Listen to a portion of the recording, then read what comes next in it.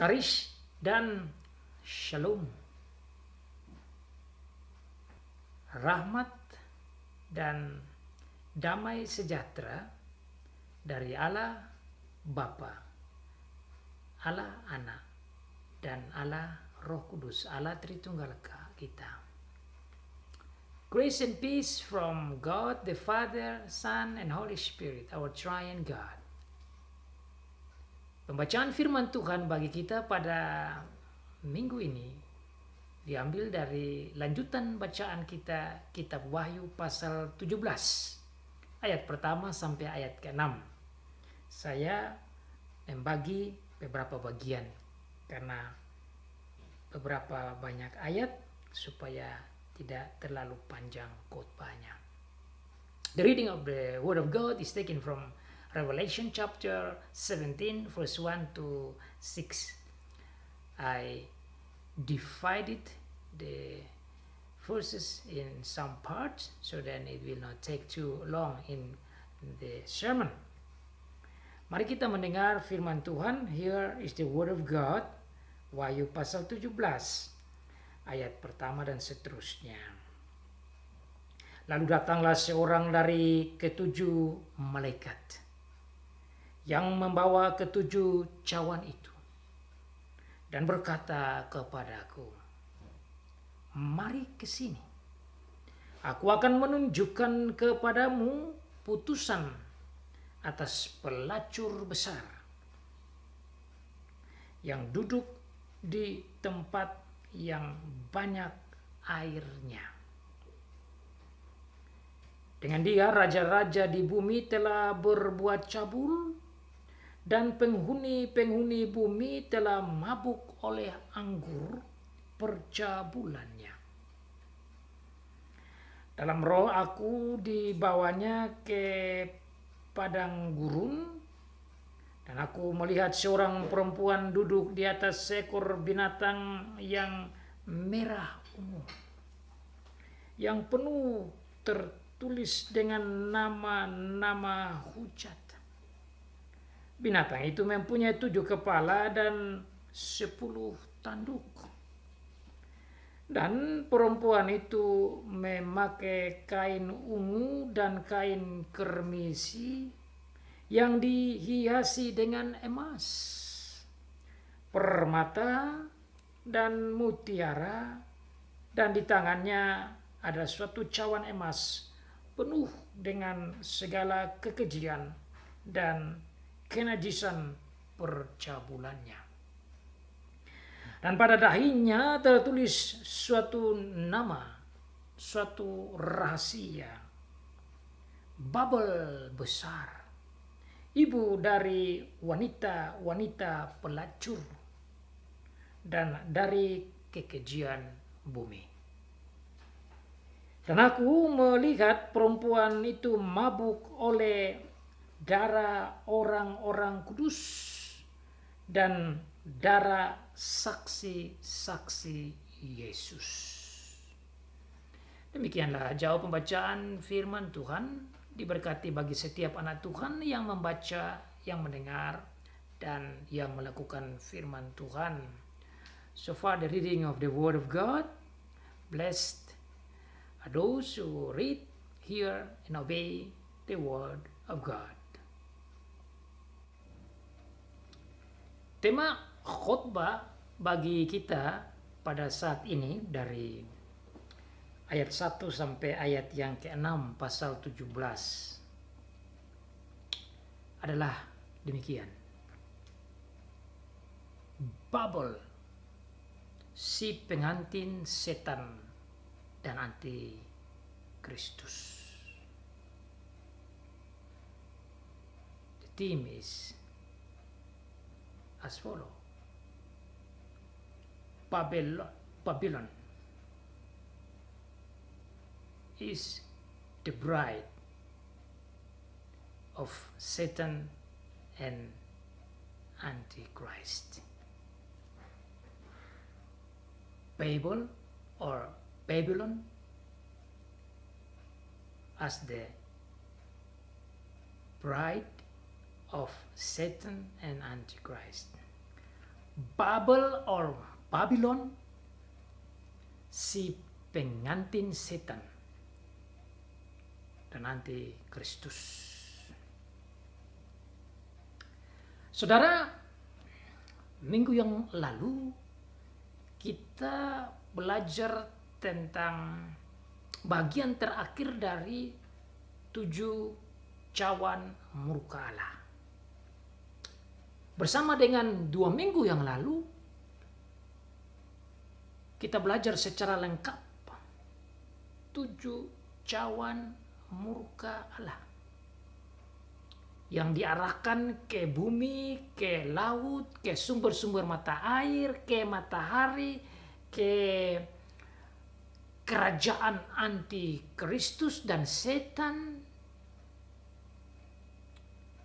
dan bagaimana peperangan yang terjadi di Harmagedon, dan terakhir diarahkan ke angkasa dan menjadi lengkap murka Allah. Jadi kalau kita lihat secara kronologis, secara waktunya, sebenarnya setelah itu dunia sudah kiamat dan tidak ada lagi bagian-bagian yang lain kecuali berbicara tentang keadaan di surga dan tentang penghukuman atas iblis dan semua pengikut-pengikutnya yang ada di neraka. Itu harusnya konsekuensi logis dan kronologis secara urutan waktu. Dengan demikian pasal 17 tidak harus berbicara lagi tentang hal yang lain kecuali surga dan neraka.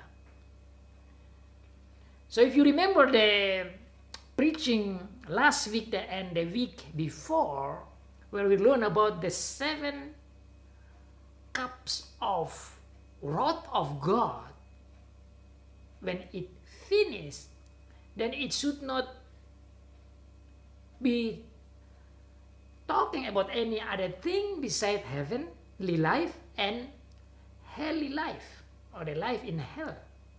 That should be the last one, chronologically speaking. But now you see it's different. Now it's not talking yet about heavenly life or what happened in the hell, which is talking in chapter 20 and 21, 22. But instead, it's still talking about Babel or Babylon, Babel and Babylon, and all the fightings still going on. So then you see that these chapters or the word of God in Revelation is not going chronologically, but it's go more topically and then seeing from different angles.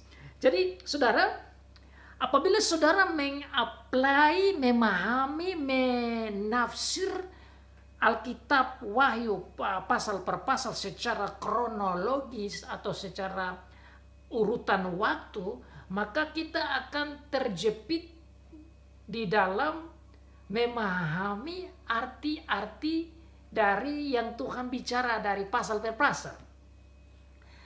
Seperti saudara, kalau saudara ingat di kitab Kejadian, itu juga cara pendekatannya demikian. Meskipun ada yang bersifat sejarah chronologically, tapi khusus kitab Kejadian pasal 1 dan pasal 2, itu pola pendekatannya hampir sama dengan apa yang dibuat dalam kitab Wahyu sekarang. Misalnya pasal 1 tadi, pasal 1 ayat 1 sampai 31 dari kitab Kejadian menceritakan tentang chronologically atau kronologis ciptaan, hari pertama, hari 2, hari ketiga, hari keempat, hari kelima, hari keenam, dan hari ketujuh. Namun dalam pasal kedua, itu bukan ciptaan yang kedua, tetapi ada sisi angle sudut pandangan yang lain yang menjelaskan lebih dalam tentang apa yang terjadi dalam penciptaan. Jadi ibarat jari telunjuk dilihat dari depan pasal 1, kemudian pasal 2 jari yang sama dijelaskan dari angle belakang dari jari telunjuk. Itu contoh ilustrasi. Tapi berbicara tentang jari telunjuk untuk kita bisa paham jari telunjuk secara lengkap. Contoh ini yang saya maksudkan juga dengan pasal 17. secara kronologis harusnya akhir dari pasal 16 berbicara tentang murka Allah itu dunia kiamat sudah dan selesai. Tapi karena Wahyu tidak berbicara secara kronologis dalam urutan waktunya per waktu, maka pasal 17 ini bisa kita paham. Kalau tidak, saudara akan bertanya, bagaimana semua sudah selesai, semua sudah mati, semua berdarah-darah di situ, semua sudah habis. Loh kok tiba-tiba masih berbicara tentang ada pelacur besar, ada raja-raja, ada peperangan yang lain. Sepertinya tidak masuk akal. Nah, oleh karena itu di awal khotbah ini ingin saya sampaikan supaya kita bisa mengerti bagaimana pendekatan, pemahaman, penafsiran, interpretasi dari Wahyu ini secara baik.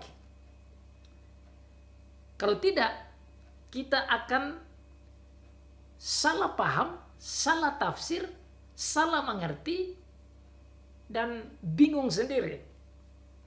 Saya berharap dengan poin pertama ini menolong saudara dan saya. Bukan saja itu, saudara, kalau saudara buka juga di dalam Wahyu, misalnya Wahyu pasal yang ke-11, itu juga udah berbicara tentang dua saksi dan ada peperangan. Itu sudah mengarah pada peperangan antara iblis dan gereja, peperangan antara Tuhan Allah dan iblis, peperangan antara anti-Kristus dan anti-Kristus dengan Tuhan Yesus Kristus. Itu sudah tercatat dalam pasal 11. Pasal 12 juga sama.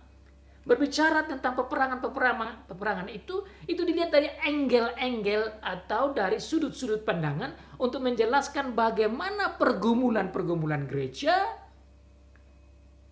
menghadapi si iblis dan antikristus dan nabi palsu,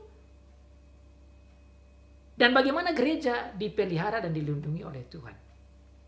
Pasal 13 itu hanya dilihat dari sudut pandangan kekuatan strategi sasaran dari si iblis antikristus dan nabi palsu atau nabi palsu itu sendiri. Itu dari sudut pandangan begitu, sehingga tatkala peperangan itu terjadi, tatkala struggle itu terjadi, tatkala kesusahan dan penderitaan dan semua terjadi dalam sejarah dunia ini, kita mengerti bahwa begitulah si iblis bekerja. Kita paham iblis dengan dalam dari pasal 13. Kita mengerti peperangan iblis dengan gereja di pasal 12. Kita mengerti tentang murka Allah secara luar biasa di pasal yang ke-16. Kita mengerti juga tentang bagaimana kemenangan-kemenangan di surga itu dari pasal yang ke-14 dan pasal 15. Sekaligus kita bisa mengerti juga di pasal 7 bagaimana puji-pujian. Jadi tatkala kita membaca akan firman Tuhan dari pasal per pasal, harus dilihat secara holistik, secara bersama. Tidak bisa melihat secara analitik, parsial, bagian per bagian, tanpa melihat secara keseluruhan. We must approach the word of God specifically in this revelation holistically, synthetically, instead of analytically, partially. If you do that, then it's very hard to understand the revelation itself. Itu susah untuk kita mengerti Wahyu jika kita melihat secara parsial, secara analitik, tanpa melihat secara keseluruhan holistik bersama. Itu pendekatan yang kedua. Nah, dengan demikian saudara, kalau saudara melihat akan ini, maka tidak salah untuk pasal 17 kembali lagi setelah berbicara tentang akhir zaman dan penghukuman Allah dengan murka-murkanya selesai dan dunia kiamat, masih bisa berbicara tentang Babel, kota besar ini, kerajaan iblis, peperangannya, kejahatan-kejahatannya, itu masih bisa dibicarakan. Karena ini bukan pendekatan kronologis, tapi pendekatan dari angle-angle yang lain untuk melihat bagaimana. Jadi pasal 17 masih mau menjelaskan, Tuhan masih mau menjelaskan lebih dalam lagi tentang keadaan iblis dan kerajaannya. Meskipun di dalam pasal 16 sudah berbicara tentang selesai kerajaan itu. Kerajaan yang selesai di pasal 16 itu diungkapkan dalam pasal 17 untuk melihat betapa dalamnya, kesusahannya, kebesarannya, keagungannya, namun dihukum dan dibinasakan secara luar biasa oleh Tuhan. Sehingga nanti dalam pasal yang ke-19 berbicara tentang kemenangan, bahkan berbicara tentang perang antara Tuhan Yesus melawan iblis dan pengikut-pengikutnya. Kita bisa melihat secara sempurna kekalahannya itu. Sementara topik berbicara tentang 7 cawan murka Allah itu hanya fokus bagaimana cawan itu diberikan. So how the cups of wrath of God is given in chapter 16, then we can understand how it works. But at the same time, chapter 17, God still want to share to us how the Babel or Babylon situation, when it grows and it got the punishment, so we can have the big picture about it. And then how God's people rejoice of the fall of the Babel or Babylon. And you may remember, even in chapter 14 already mentioned, Babel already fell. Babel telah jatuh, rubuh. Itu sudah dibicarakan di pasal yang ke-14. Padahalnya baru lebih jelas lagi di pasal 16, tatkala murka Allah diarahkan atau dicurahkan atau ditumpahkan. Dan dalam pasal 18 baru dikatakan di sana Babel jatuh. Jadi hanya bisa pendekatan begini baru kita bisa paham. Sekarang kita mau berbicara lebih dalam tentang Babel ini, atau kota yang dipimpin, yang dikuasai oleh si iblis atau kota iblis ini. So we can learn about the city of the devil. God wants us to understand deeper, to have a bigger picture about this city as the center of the kingdom of the devil. Supaya kita mengerti lebih dalam tentang pusat kerajaan iblis yang dipakai nama Babel ini, maka pasal 17 ditulis dan disampaikan dan ditunjukkan oleh malaikat kepada Rasul Yohanes. So you can see in chapter 17 how the angel of God, of the 7 angels, one of them showed to Apostle John about this city. Lalu datanglah seorang dari ke-7 malaikat. And then come one of the 7 angels yang membawa ke-7 cawan, who brought the 7 cups of wrath of God. Dan berkata kepadaku, and say to me, mari ke sini, aku akan menunjukkan kepadamu putusan atas pelacur besar yang duduk di tempat yang banyak airnya. I will show you about the big harlot that sit on a place that has a lot of waters. Apa artinya? What is the meaning of this text? Saudara, ayat-ayat ini akan menjadi simple, menjadi sederhana dipahami apabila saudara melihat kata kuncinya dan dihubungkan dengan pengajaran-pengajaran Tuhan di Perjanjian Lama dan Perjanjian Baru. Oleh karena itu ada 3 teks penting yang ingin saya sampaikan untuk kita hubungkan poin ini dengan teks-teks itu yang berbicara juga tentang perempuan atau pengantin. Nah, kalau saudara dengar kata pengantin, saudara sudah ingat apa yang Tuhan Yesus selalu berbicara. Pengantin atau perempuan adalah gereja.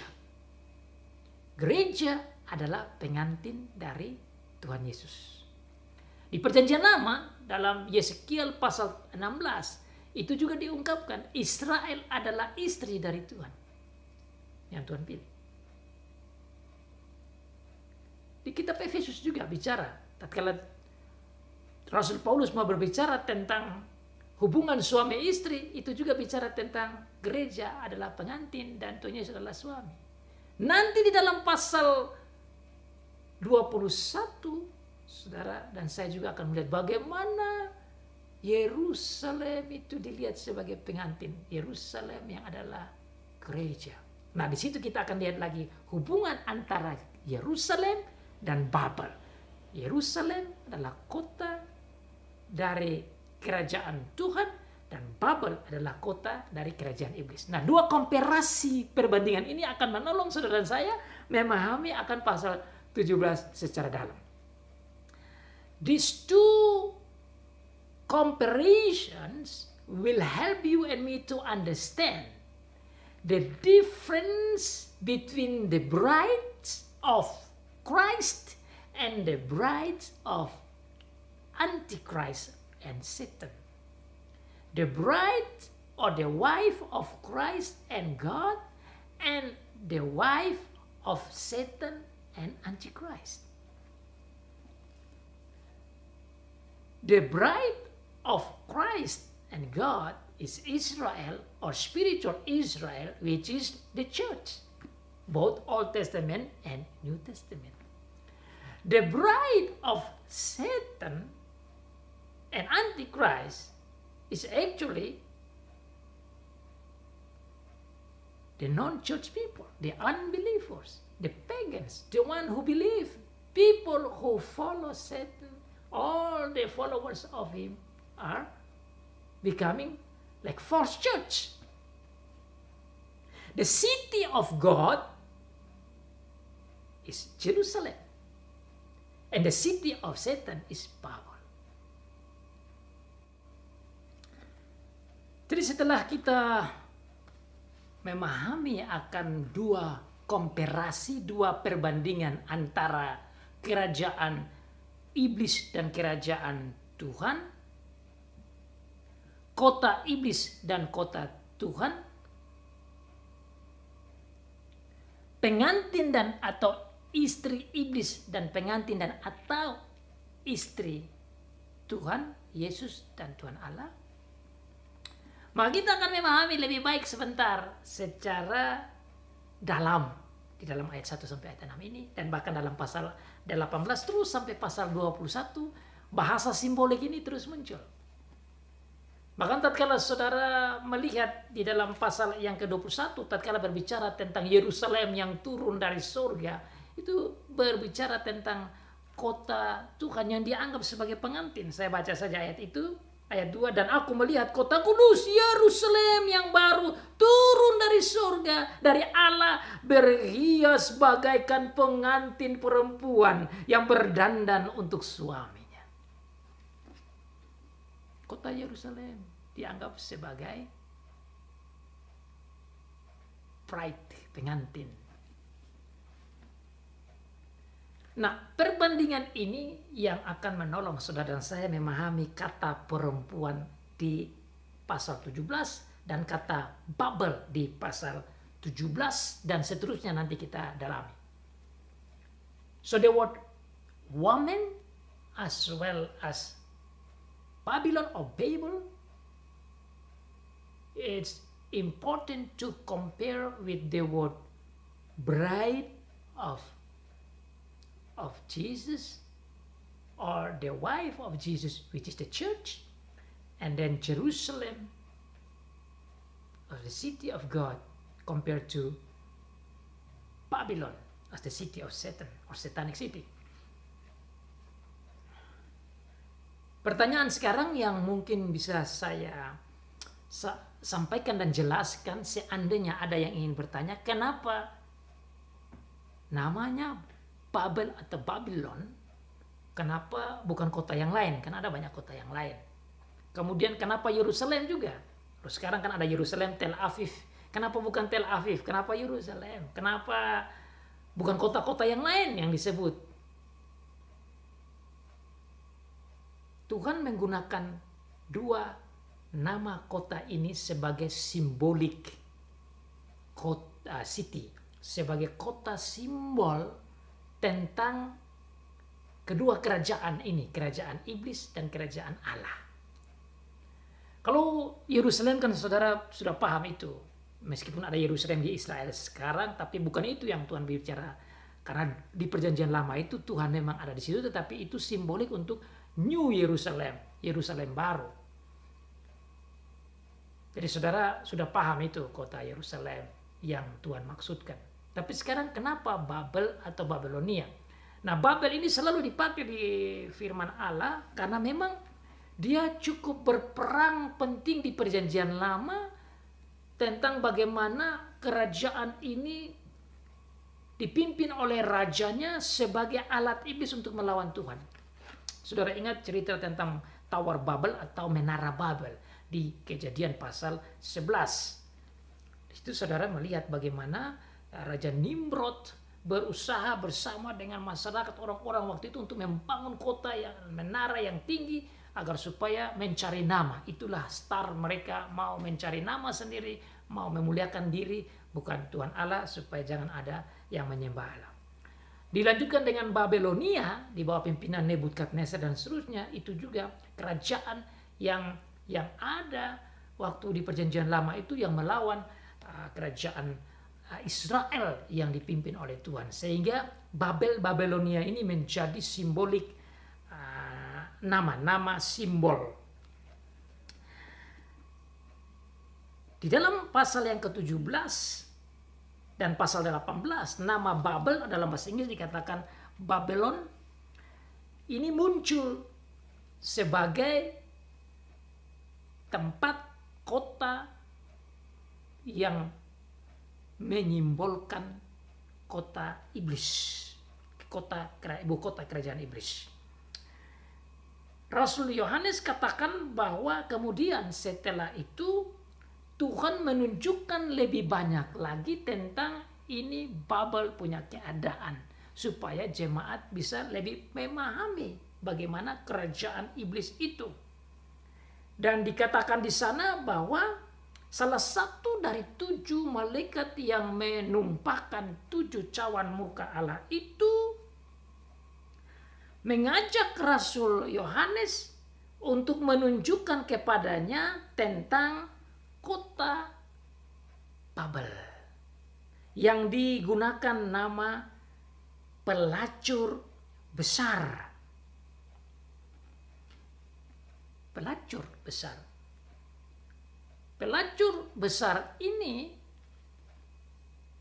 tidak lain dihubungkan dengan perempuan. Karena saudara bisa lihat di ayat yang ke-5 sudah dikatakan bahwa yang dimaksud dengan pelacur besar itu adalah Babel. Ini saya baca ayatnya. Dan pada dahinya tertulis suatu nama, suatu rahasia, Babel besar, ibu dari wanita-wanita. Jadi Babel itu dikatakan sebagai ibu. Babel is mentioned as the mother of the harlots, the big harlots. Ibu dari wanita-wanita pelacur dan kekejian di bumi. Bahasa Inggris dikatakan di sini, saya baca supaya kita bisa dengar juga dalam perbandingannya.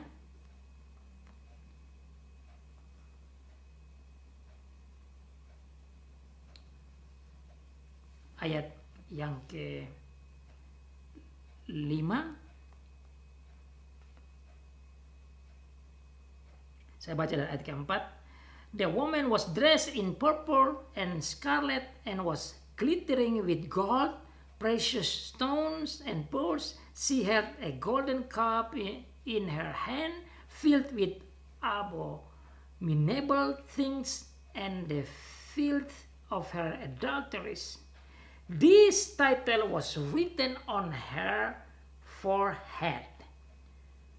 Mystery Babylon the Great, the mother of prostitutes and the abominations of the earth. Saya mau lihat dengan kata the mother of prostitutes, which is Babylon.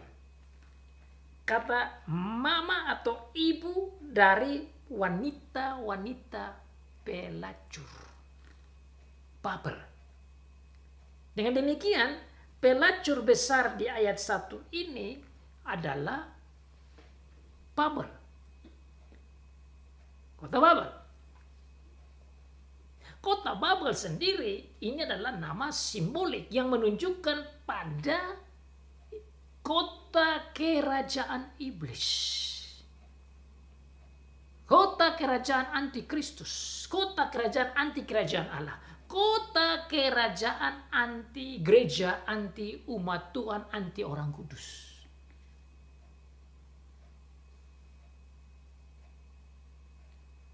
Kota ini dianggap sebagai atau dilihat sebagai pelacur besar. Sekarang kita mau gali kata pelacur besar. Saudara tentu paham apa itu pelacur. Pelacur adalah pekerjaan wanita atau perempuan yang menjual diri dan meninggalkan suaminya dan pergi untuk berhubungan dengan laki-laki yang lain dan tidak setia pada suaminya. Itu yang dinamakan pelacur. Nah, kalau sampai dikatakan pelacur besar, berarti pekerjaan wanita ini bukan saja dalam level lokal atau nasional, tetapi internasional. Berarti dia menjual dirinya kepada seluruh orang, seluruh pemimpin, seluruh masyarakat yang ada di dunia. Maka dikatakan pelacur besar. Dan itu betul, dalam ayat selanjutnya dikatakan bahwa dia melacurkan dirinya itu ke raja-raja di bumi dan penghuni-penghuni bumi. Ini berarti bukan saja lokal, tapi bukan saja nasional, tapi bahkan naik sampai internasional, universal.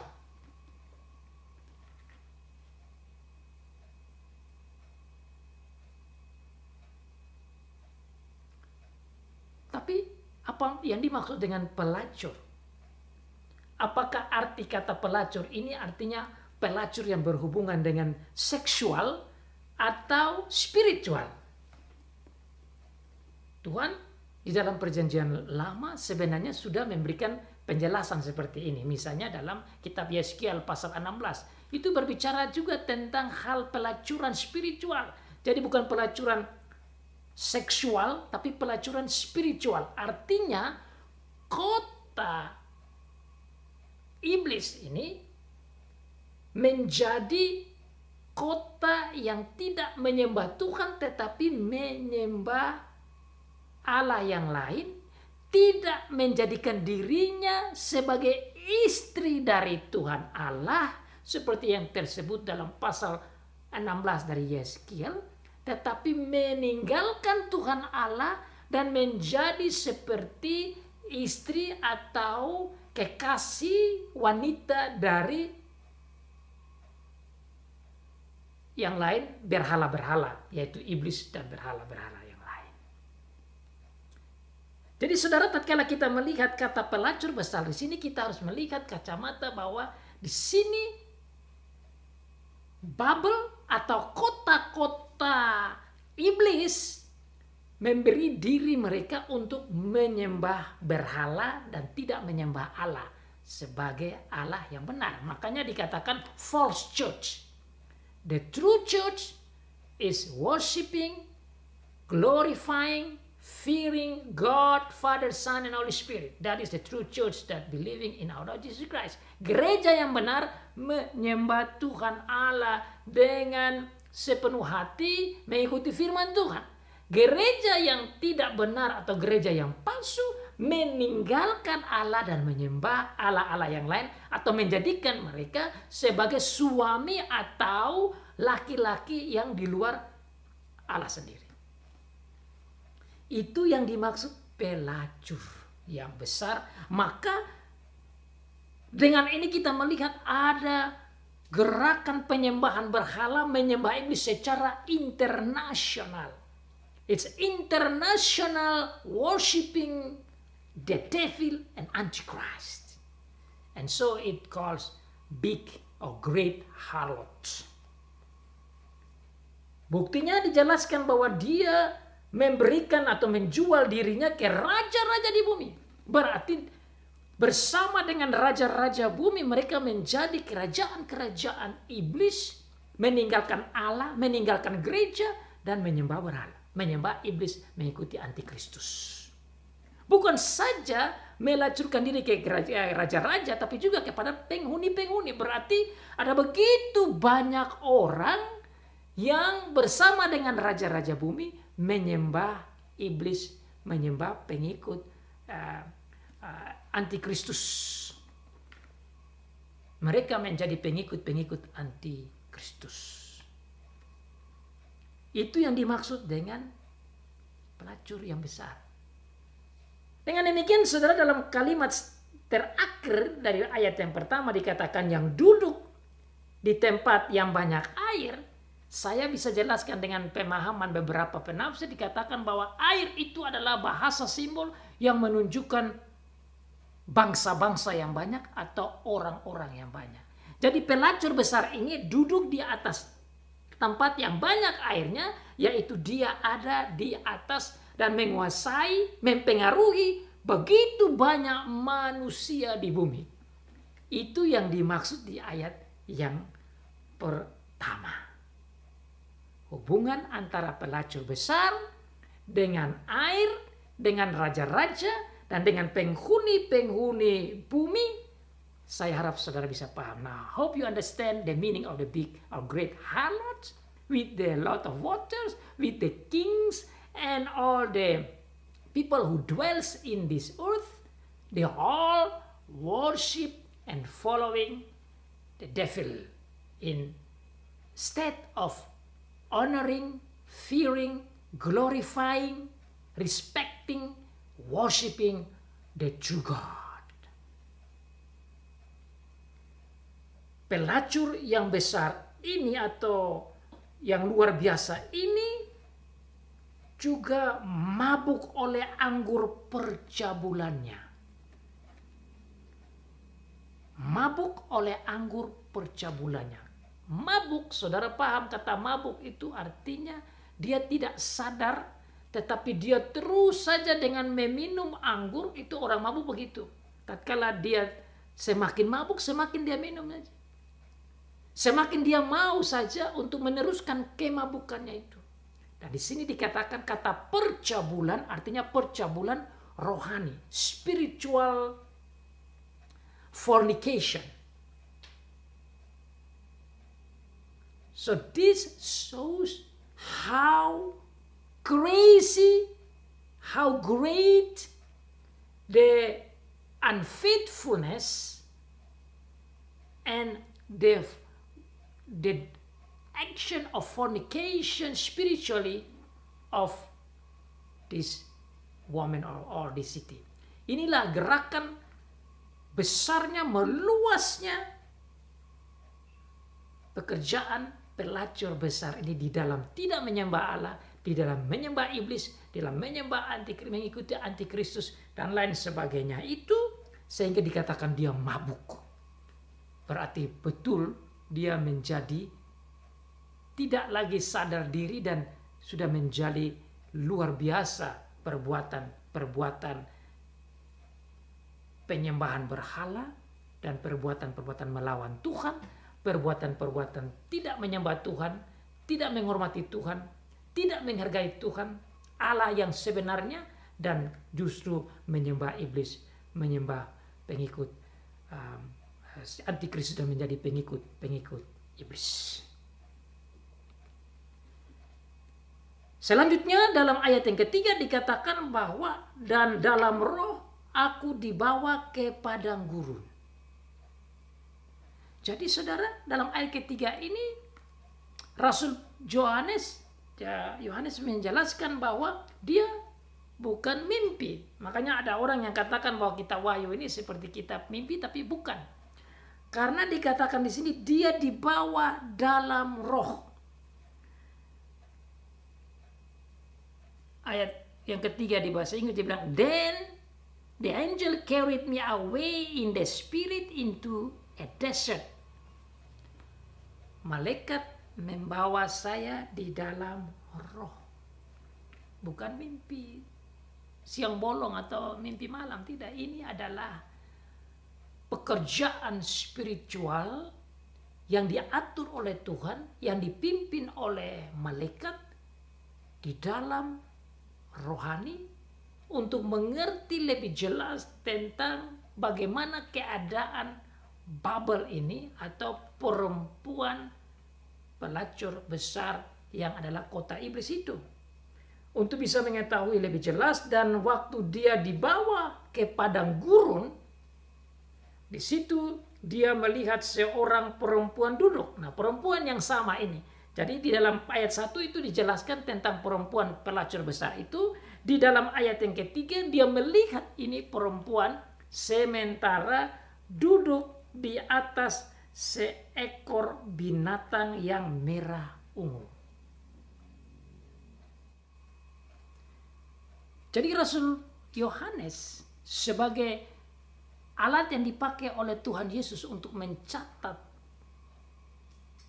semua hal ini, mengikuti malaikat, dan dia melihat perempuan yang adalah pelacur besar, yang adalah Babel itu atau kota iblis itu atau ibu kota kerajaan iblis ini duduk di atas seekor binatang yang merah ungu, yang penuh dengan tulisan atau penuh tertulis dengan nama-nama hujat. Binatang itu mempunyai 7 kepala dan 10 tanduk. Ayat ini mengingat saya tentang apa yang disebutkan juga di dalam Wahyu pasal 13. Juga dikatakan tentang binatang yang keluar dari dalam laut, yang punya 7 kepala dan juga bertanduk 10 yang keluar dari laut. Ini berarti saudara masih ingat dalam pasal 13 ayat 1 itu berbicara tentang antikristus yang dilambangkan dengan binatang yang keluar dari dalam laut, sekaligus saya melihat sebagai simbol kerajaan iblis. Jadi perempuan ini duduk di atas binatang. Kota ini ada di atas kerajaan iblis. Jadi kota iblis dan kerajaan iblis. Itu yang saya paham dari ayat yang ketiga ini. Berbicara tentang kota iblis dan kerajaan iblis. Dan kata 10 dan juga angka 10 dan angka 7 itu tentang kepalanya dan tanduk. Nah, itu nanti dijelaskan lagi lebih dalam ayat 7 dan seterusnya minggu depan. Saudara akan pahami lebih dalam bagaimana Tuhan Yesus sendiri menjelaskan tentang itu. Saya tidak perlu bicara banyak dulu itu, karena fokus sekarang saya mau lihat tentang perempuan atau kota ini. Nah, dikatakan di sana ada warna dari binatang itu. Dikatakan binatang itu berwarna merah ungu dan ada tulis nama-nama hujat.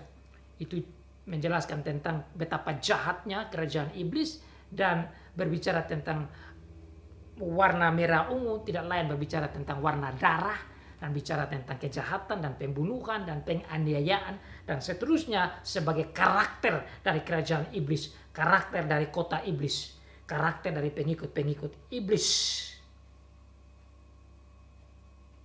Dikatakan di sana bahwa binatang ini juga selain dia punya kepala 7 dan ada 10 tanduk, dia bekerja sama dengan perempuan atau kota itu. Jadi ada kooperasi, ada kolaborasi, kerjasama antara kota iblis dan kerajaan iblis. Bersama dengan kerajaan-kerajaan iblis yang ada 7 dan ada 10 yang dijelaskan nanti. Dan perempuan itu memakai kain ungu dan kain kermisi yang dihiasi dengan emas, permata dan mutiara, dan di tangannya ada suatu cawan emas penuh dengan segala kekejian dan kenajisan percabulannya. Ini merupakan penjelasan tentang pakaian karakter dari kota iblis ini. Pakaiannya, karakternya, sikapnya, kehidupan orang-orang di dalam kota iblis ini berisikan atau berwarna ungu dan kain kermisi. Saya mau gali itu kata ungu dan kain kermisi, karena kain kermisi dan ungu ini berhubungan dengan warna kejahatan, warna kesalahan, warna dosa. Saya dibanding dengan Yesaya pasal 1 ayat 18 itu ada bicara khusus tentang warna ini dihubungkan dengan dosa, supaya kita bisa bandingkan apa maksud dari warna yang disebut di ayat 4 ini.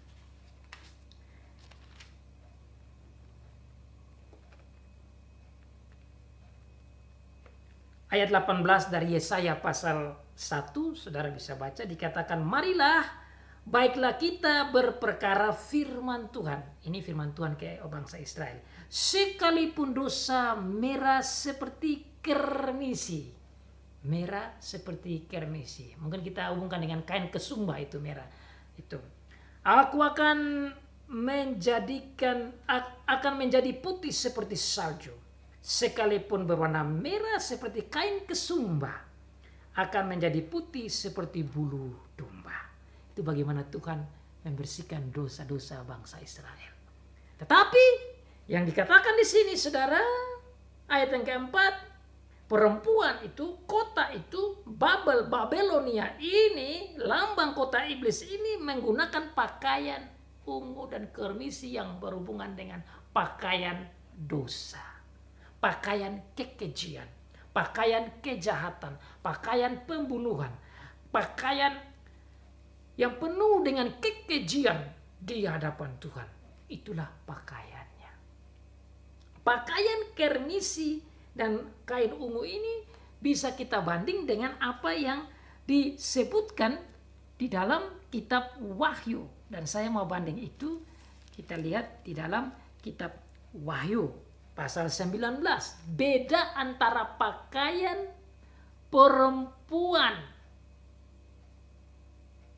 sebagai pengantin dari setan dan antikristus dibandingkan dengan perempuan atau gereja sebagai pengantin dari Kristus. Itu di ayat 8 dari pasal 19.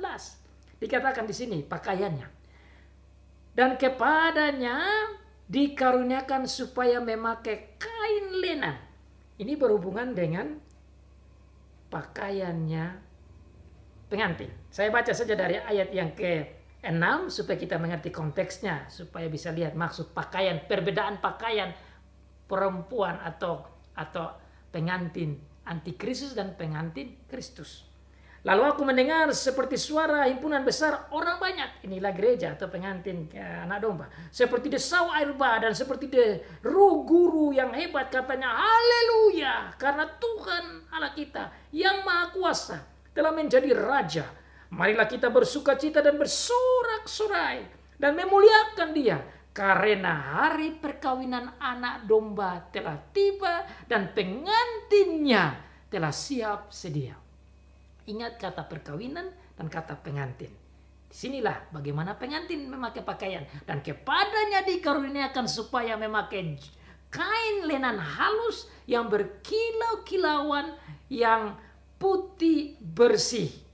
Dijelaskan selanjutnya bahwa lenan halus itu adalah perbuatan-perbuatan yang besar dari orang-orang kudus. Jadi saudara bisa lihat di sini, pakaian perempuan pelacur ini sebagai pengantin dari antikristus beda dengan pakaian pengantin Kristus, yaitu gereja. Nah, dikatakan di sana pakaian tidak lain berbicara tentang perbuatan-perbuatannya. Jadi perbuatan-perbuatan dosa yang jahat dan perbuatan-perbuatan baik yang dilakukan oleh orang-orang gereja oleh karena pekerjaan Tuhan Yesus. Orang-orang gereja menjadi bersih pakaiannya karena diberikan oleh jubah putih dari Tuhan Yesus sebagai karya Tuhan Yesus kepada mereka. Sehingga mereka menjadi dan menggunakan pakaian putih bersih. Dan itu selalu ada di dalam kitab Wahyu berbicara tentang itu. Satu ayat yang lain lagi yang saya mau sampaikan tentang bagaimana itu pengantin. Itu saudara bisa lihat lagi di ayat yang ke-9 dari pasal 21. Maka datanglah seorang dari ketujuh malaikat yang memegang ketujuh cawan yang penuh dengan ketujuh malapetaka terakhir itu. Lalu ia berkata kepadaku, katanya, marilah ke sini, aku akan menunjukkan kepadamu pengantin perempuan mempelai anak domba. Dan seterusnya berbicara tentang kota Yerusalem yang berpakaian kain lenan halus yang berkilau-kilauan, yaitu perbuatan kudus dan suci. Beda dengan pakaian perempuan pelacur Babel atau Babelonia. Ini bersama dengan itu dihiasi dengan emas, permata, mutiara sebagai pakaiannya atau perhiasannya. Dalam pasal 21 juga berbicara tentang begitu banyak perhiasan-perhiasan, mutiara dan apa semua yang ada dalam kota itu. Tetapi di sini juga bicara itu, tapi di sini ada bedanya karena di sini dihubungkan dengan dosa. Jadi meskipun ada mutiara, ada permata, ada emas, tapi ini hanya berhubungan dengan hal-hal yang mewah, yang bersifat duniawi, yang bercampur dengan dosa. Ini berbicara tentang kemewahan duniawi yang mempengaruhi pengikut-pengikut iblis, penyembah-penyembah iblis, pengikut-pengikut antikristus yang terpesona dengan materialistik, dengan uang dan kemewahan, dan terjepit di dalam kerajaan iblis. Itu yang dimaksud dengan ayat yang keempat. Bersama dengan itu, di tangan perempuan ini ada satu cawan penuh dengan segala kekejian dan kenajisan percabulannya.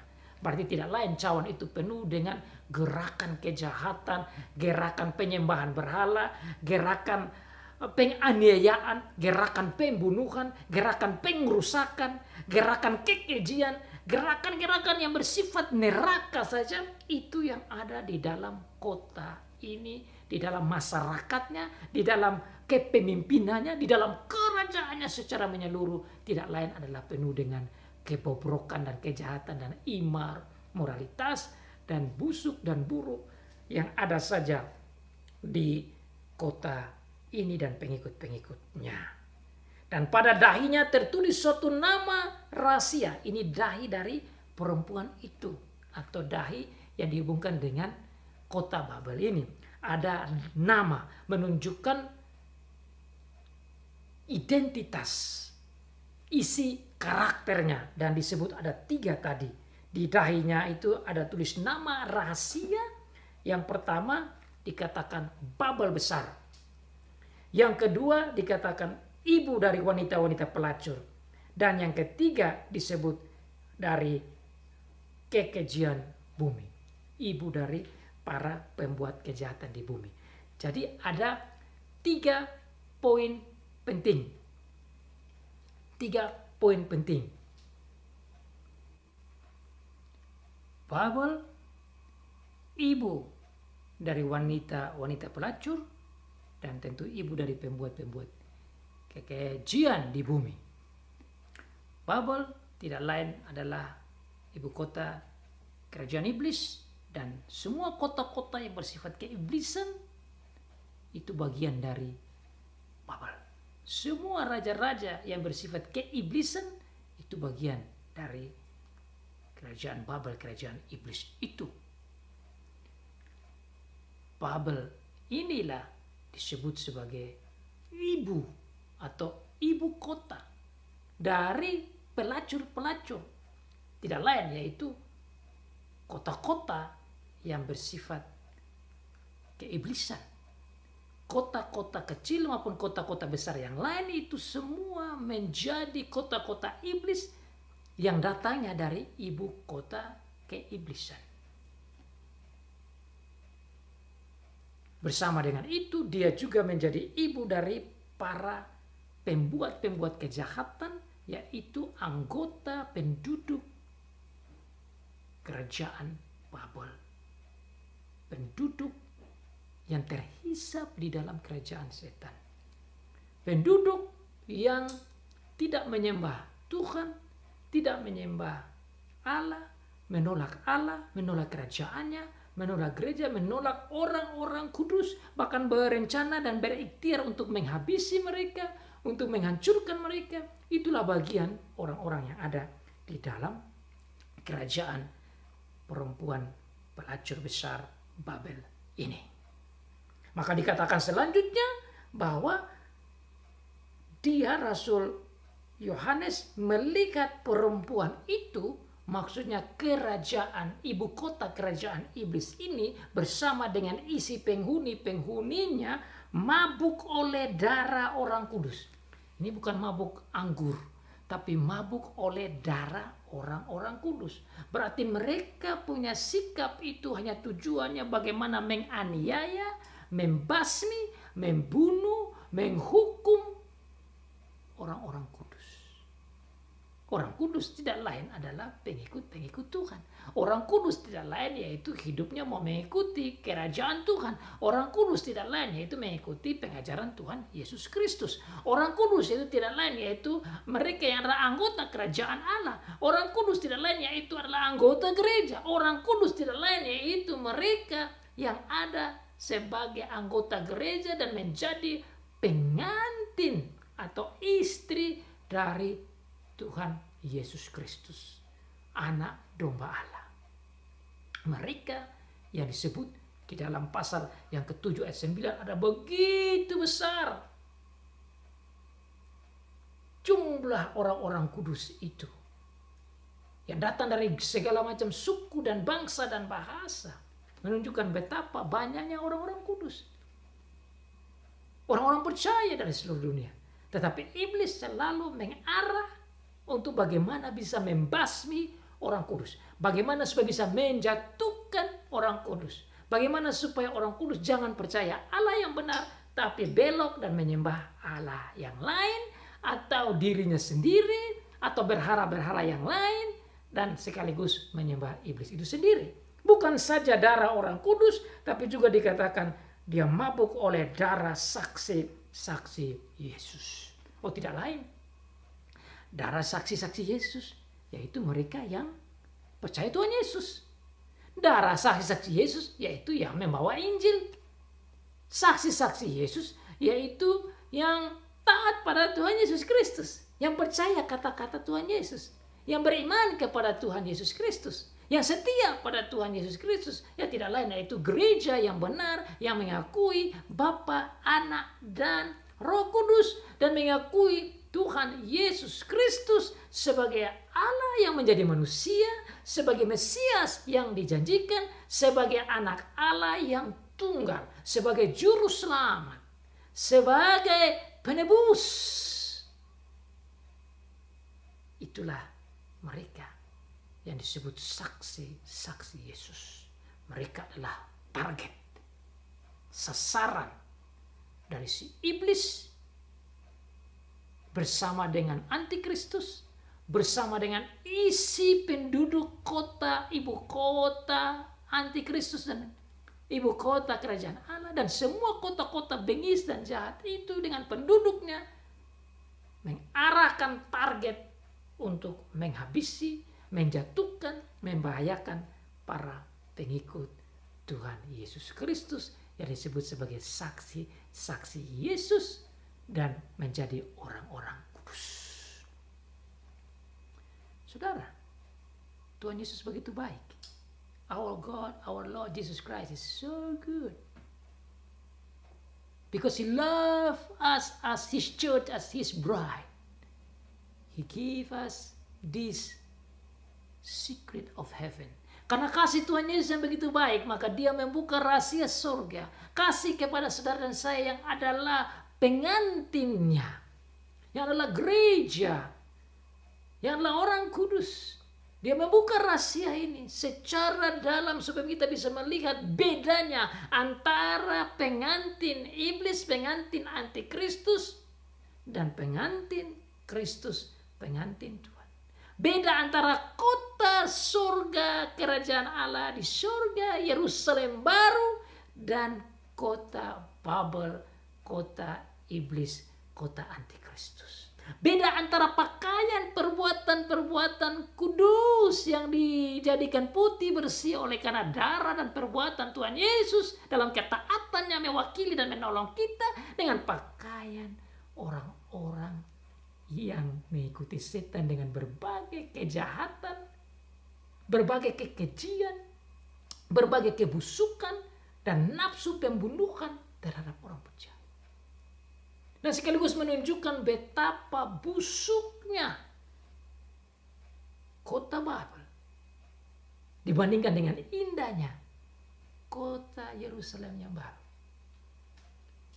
Beda tentang pakaiannya, beda tentang karakternya, beda tentang sikapnya, beda tentang pengaruhnya, beda tentang kebaikan-kebaikannya.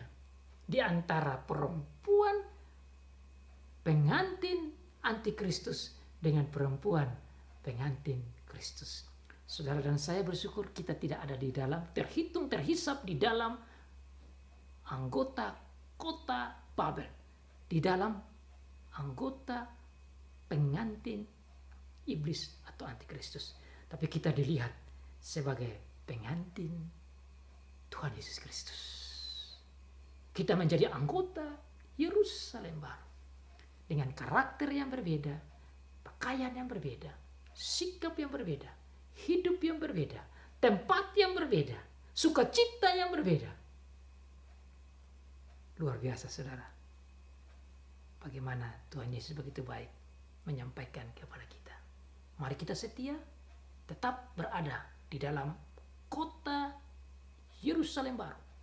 Tetap berada di dalam anggota kerajaan Tuhan. Tetap berada sebagai isi dari pengantin Tuhan Yesus Kristus. Dan kita berdoa supaya Roh Kudus selalu menolong kita. Meskipun kita hidup di dunia akhir ini yang ada berbagai macam siklon tropis dengan begitu menakutkan. Gempa bumi yang baru saja terjadi di Malang. Itu semua sudah menjadi kelengkapan dari apa yang Tuhan Yesus sudah katakan di dalam kitab Wahyu. Saudara jangan bermalas-malas dan berhenti-henti mempelajari kitab Wahyu. Karena disinilah kitab akhir zaman ini telah membuka rahasia-rahasia tentang akhir zaman itu sendiri.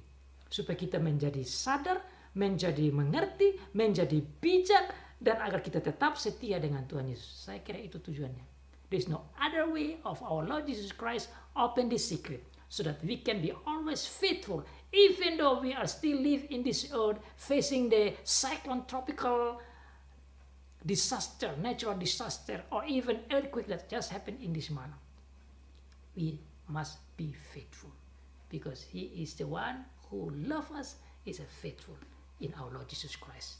Kita bersyukur untuk Dia yang baik, yang menjaga, melindungi, dan begitu baik membuka rahasia ini supaya kita tetap setia. Setia sampai mati. Be faithful until death to our Lord Jesus Christ. Amin.